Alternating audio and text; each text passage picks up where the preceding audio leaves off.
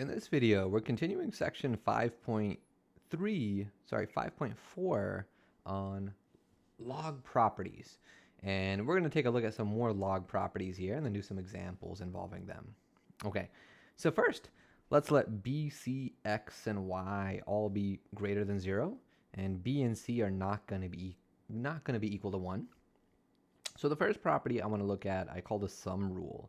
So the sum rule says if I have two logs that I'm adding together, so I'm taking their sum, and they both have the same base b, then what ends up happening is I'll get one log, it equals one log, and the things inside of the two logs end up multiplying together. So I'll get log base b of x times y.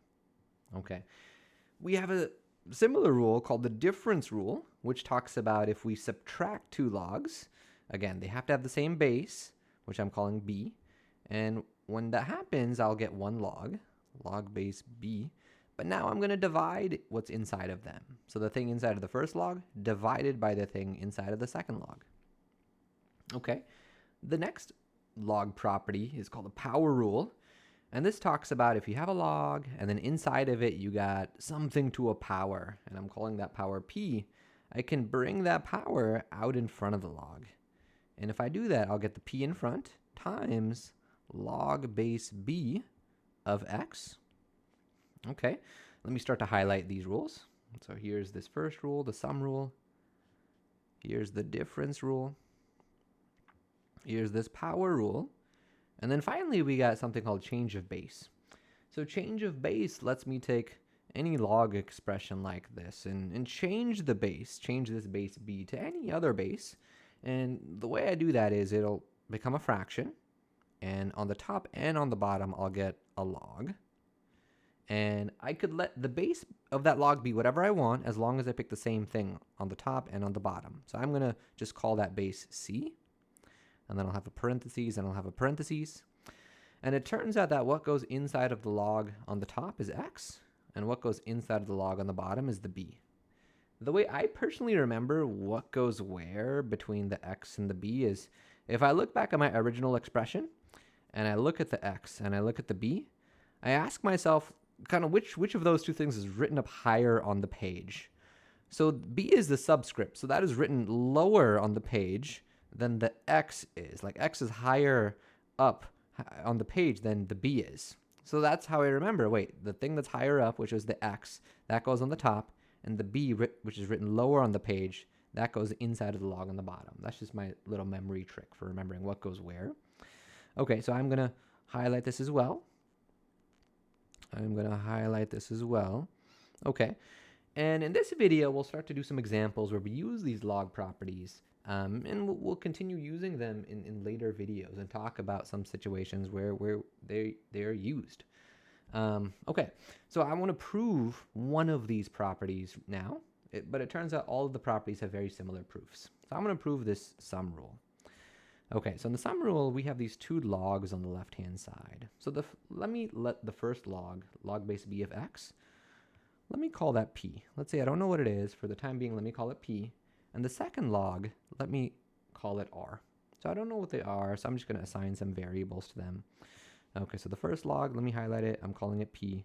The second log, let me highlight that one as well. I'm calling that y. And in general, we've seen with logs that we're more comfortable working with them in exponential form. So let's convert both of these to exponential form. So whatever the base of the log is, which is b, that becomes the base of the power. And then I switch the role of the input and the output. So I'll get b to the p power equals x. And then similarly over here, I'll get b to the r power equals y. So I switch them to exponential form. And it turns out that all of these log properties are actually, so we know that logs are inverses of exponential functions. And we learned a bunch of exponent properties way back when in the first week of our class. So these log rules are kind of like the inverses of those exponent properties. And we'll start to see that here. Because what I'm going to do now is, if I look at what I have on this right-hand side, I notice that I have x and y multiplying each other. So what I'm going to do is I'm going to take these two equations and multiply them together.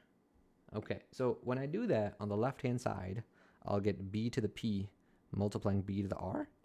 And if I multiply the right-hand sides, I get x times y. And that's why I'm doing it, because I want to make an x times y show up. So it starts to look more like the other side of my equation. Okay, so if I use an exponent property, the left-hand side becomes b to the p plus r, and that equals x times y. And now let me convert this back to log form. So the base of my power becomes the base of the log. I get log base b. And then I switch the input and the output.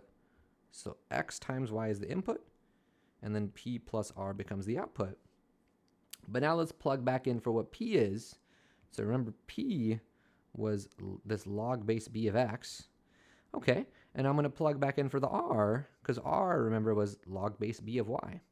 So if we plug back in for those, for what p is, and then plus what r is, I am going to get p was log base b of x, and then plus, plug it in for r is log base b of y. But that is actually what I wanted to show. On one side, I have log base b of x times y, and I got that it equals some stuff, but it ultimately equaled log base b of x plus log base b of y. That is precisely what I wanted to show in this property. So this property involved this exponent property, where if you multiply two things that have the same base, I end up adding the exponents together. That's what this log rule is, but in log form. It's the log form of that exponent property when you add the two exponents together. Okay. All right, so the other properties have very similar proofs, so I'm not going to do them because I want to focus more on how we apply these log properties. Okay, so let's take a look at some examples. All right, so I want to evaluate each expression. In part A, I have log of 4 plus log of 25. Okay, so, all right, so which property is this? I have a log plus a log, and the bases are the same. Well, this is looking like my sum rule. So the sum rule says that what I'll end up getting is 1 log, and then I multiply the insides together. So I'll get 4 times 25 multiplied. So this becomes log of 100 when I multiply them. What's the base here?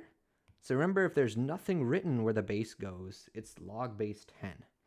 So I'm going to convert this now to exponential form. So in exponential form, what's the question we're asking? So the base is technically a 10, and we are asking ourselves, well, 10 to what power equals 100?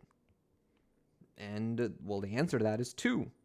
So that's what log of 100 is. It is just equal to 2. Okay. So as we get more and more comfortable with these logs, I'm going to start to do this calculation a bit more quickly. Remember, a log is just sort of asking myself, well, what's that power? What's that power that we need, to make it work? In this case, 10 to what power ended up equaling 100. Okay, all right, let's do another one. Let's say I got log base 2 of 48 minus log base 2 of 6. Okay, well, for this one, I can use my difference rule. If I'm subtracting two logs and they have the same base, it'll equal 1 log, same base, log base 2. But now I divide the insides. So I do 48 divided by 6. So this becomes log base 2 of 48 over 6. Well, that is 8. Okay, and so what's the question that this is asking me if I got log base 2 of 8? Well, it's asking me, well, 2 to what power will be equal to 8? Oh, and the answer to that is just 3. So that's what log base 2 of 8 is. It is that exponent that we're looking for. Okay. All right, let's do another one. All right, so part C. Let's say I have 10 to the negative 3 times log of 2. So that whole thing that I just circled is an exponent. Okay.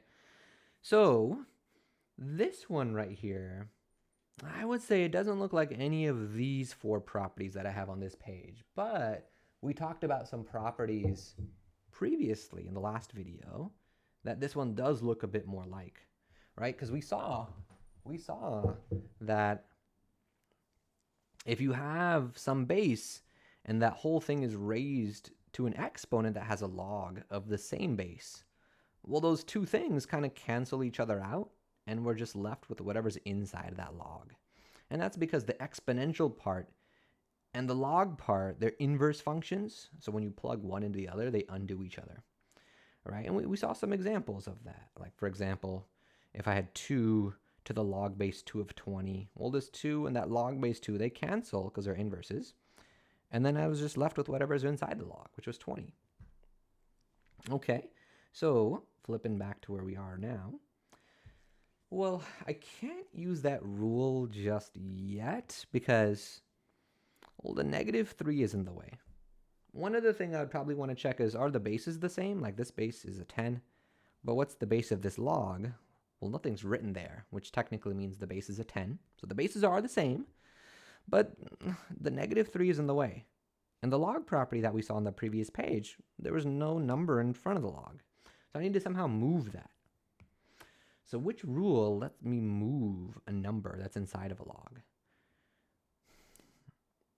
Sorry, what lets me move a number that's in front of a log like this?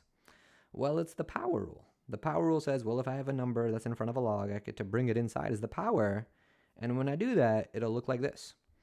Okay, so if I use that power rule, I'll get 10 to the log of 2 to the, and I bring the -3 inside as the power. And this log technically has a base of 10. When I don't write anything, the base is 10. And now this 10 in the exponent base and this log base, they're the same. So I get to use that log property that says, well, they cancel each other out. They will cancel each other out. And we are left with just 2 to the -3. Oh, but that's just 1 over 8. Because 2 to the 3 is just 8. And a negative exponent means bring it to the denominator. All right, and we got it. And we got it. Okay.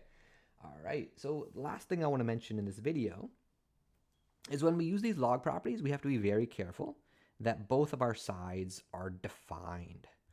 So as an example, let's suppose I had log base 6 of -12 plus log base 6 of -3. It's really tempting to say, wait, I'm adding 2 logs. Doesn't that just mean I get to make 1 log and then I multiply the things that are inside of the 2 logs? But it turns out I can't do that because we've seen that if you have a log, you're not allowed to have negative numbers inside of them. Because if you have negative numbers inside of a log, it's undefined. So as a result, we don't get to use any log property on this. Instead, right away, we get to say, well, this thing is undefined. It's undefined because we can't take a log of a negative number. Right, we've seen that we can't take the log of a negative number. We also can't take log of 0. We have to have a positive number inside of the log for it to be defined. That's very important. We can only use log properties when both of our sides are defined. If any part of my thing is undefined, well, that's just my answer. I just say it's undefined.